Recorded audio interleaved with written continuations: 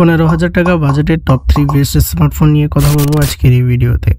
আমরা এই ডিভাইসগুলোকে configuration ওয়াইজে list অনুযায়ী ভাগ করেছি যাতে আপনাদের বুঝতে সুবিধা হয়। সো আমাদের লিস্টে প্রথমে থাকা স্মার্টফোনটি হচ্ছে রিয়েলমির তরফ থেকে Realme C71।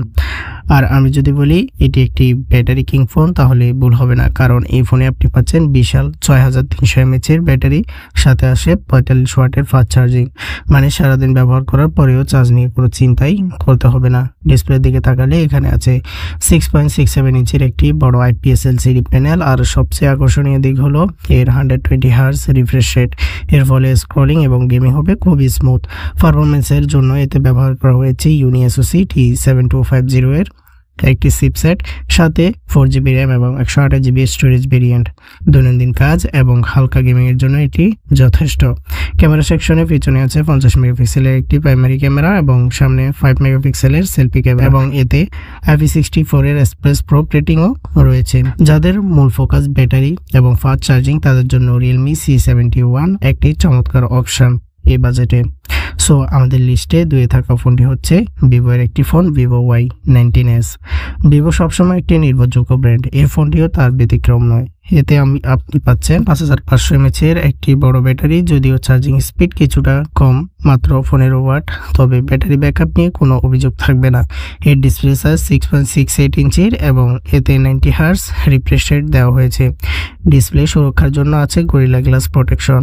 পারফরমেন্সের জন্য এতে দেওয়া হয়েছে UniSoC Tiger T612 chipset, 4GB RAM এবং 128GB স্টোরেজ।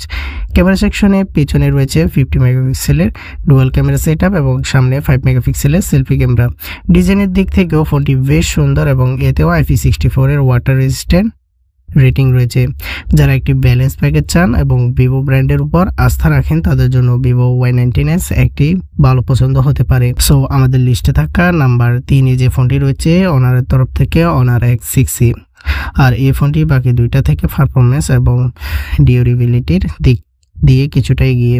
এর সবচেয়ে বড় আকর্ষণ হলো এর চিপসেট এবং র্যাম।